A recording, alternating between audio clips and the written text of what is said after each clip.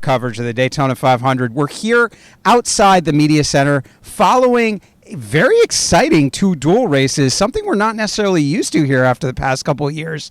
I am Tom Bowles. To my left is Steven Stumpf, and to my right, introducing Jacob Seelman from Raceface Digital. We're really excited about our Raceface Digital partnership and excited for Jacob to be with us doing some content for Front Stretch this season. Well, Ryan Blaney is excited. He's pretty one of the more dramatic duel races, both races, honestly, that we've seen here since the tandem drafting package in 2011. 28 lead changes, the most since that package. 13 years in between, such excitement. So, Steven, I'm going to throw it to you to start. What do you think caused everybody to be all hyped up today? I think everyone wants to experiment with the draft since it's the best time to do it before the Daytona 500. When he wrecked out, Kyle Busch said that part of the reason why the second big crash happened is because everyone was at 70% throttle trying to save fuel, and that's what helped bunch up the field and make all those lead changes possible. So, obviously, in comparison to the last couple duels, which are pretty orderly and often, are single file to the, last couple laps, we saw racing through all 120 laps, 2 last lap passes, and I think, it's going to be a pretty good one based on what we've seen so far. Couple of different reasons that people were giving. Noah Gragson also talked about saving fuel. Ford and Toyota have a new body style they debuted. It's the third year of the next-gen car. What did you see? Mass chaos is what I saw. In all honesty, I think a product of what we saw really is the fact that we no longer have practice before the duels. And like you said, it's only year 3 of the next-gen car. People are still trying to learn new bodies for Ford and Toyota. They're trying to learn as much as they can. And I feel like it was a case where everybody really felt like if you didn't get what you needed to out of the duels tonight, you were going to be at a disadvantage going into the 500 because, yes, we have practice Friday and Saturday for the Cup cars, but more likely than not, most of that's going to be single-car runs. Nobody's really going to want to risk tearing up their cars at this point. So this was your one chance to figure out what you had in race conditions, and I really think we saw that throughout both races. Last lap passes, like Steven mentioned, I think really to me what stuck out was the move that Reddick made to get by Larson in duel number 1. Keep an eye on drafting moves like that going into Sunday because I do think you may see something just like that on the final lap of the 500.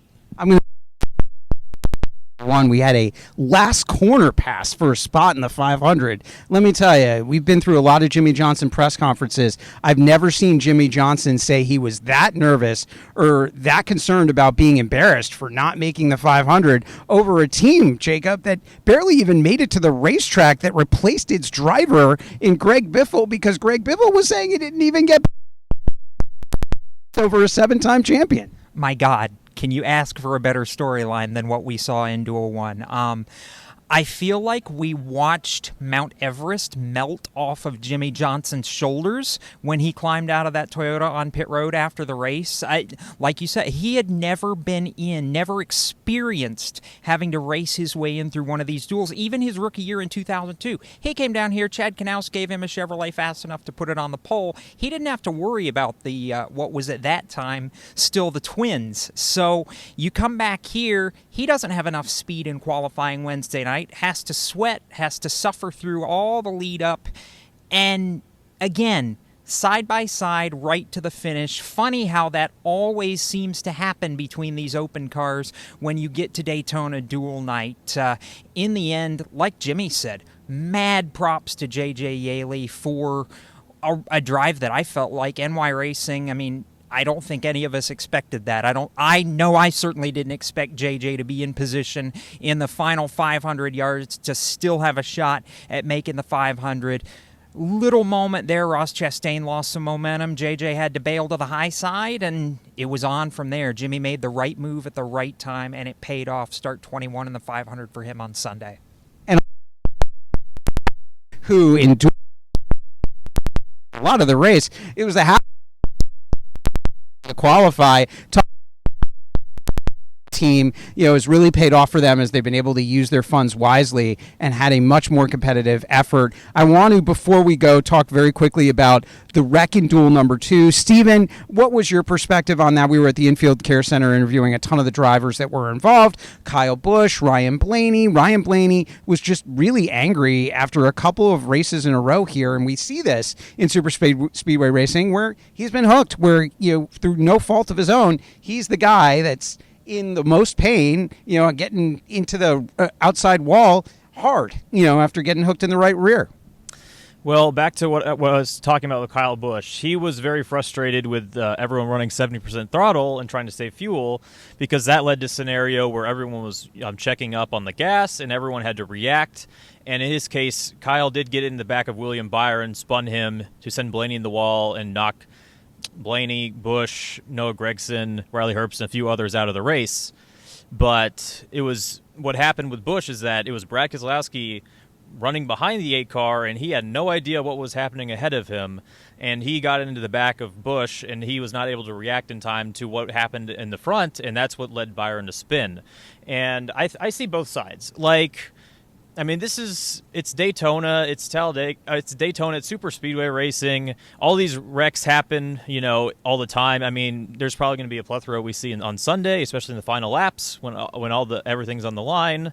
But again, it's also a qualifying race. It's the time to see, what your car can do, and especially, and probably was frustrated, especially in, compared to past years where they were relatively orderly, that we had, such a big wreck. So, I see both sides, but, at the end of the day, obviously, the unlucky drivers that got collected, they're definitely going to be in a big hole for Friday and Saturday and prepping for Sunday. William Byron got turned to start that wreck, turned around, and finished in 8th place, was able to complete things. As we take off, guys, no explanation, just a driver that really surprised you that we need to be watching out for as the weekend goes on. I'm going to go with 4th place finisher Carson Hocevar from duel number 1. Totally surprised by that. Jacob? Zane Smith, Carson's teammate. Steven? I don't think I can think of a single driver, but I'm just going to think of the Toyotas, and even ones that aren't, necessarily known for plate racing, like Christopher Bell. If you look back kind of on Daytona 500 highlight reels or any super speedways, there's been several times where he's, had a bad push that's sent someone around, and he admitted just as much on Wednesday media day, but he was with Hamlin. He was right in the front of the pack towards the end of the race. He made the right move. He was able to hold on and lead the final lap. And with how good Toyotas looked, they didn't have the speed in qualifying, but they showed up big time in the duels, which matter more, especially with all the pack racing. So I think he's definitely going to be a favorite. All right. Well, the trucks are tomorrow, and then the rains hold off, but forecast does not look good for Saturday. We'll just have to see as front stretch coverage from the Daytona 500 continues. Welcome to Raceface Digital, where you can buy, sell, collect, and trade digital MP4 racing cards of your favorite drivers. Receive a free 5-card fan pack when you enroll for free at racefacedigital.com, the ultimate entertainment platform. Hey everyone, Dalton Hopkins here with FrontStretch.com. Don't forget to hit that subscribe button and check out one of the 2 videos next to me to see more of our racing content.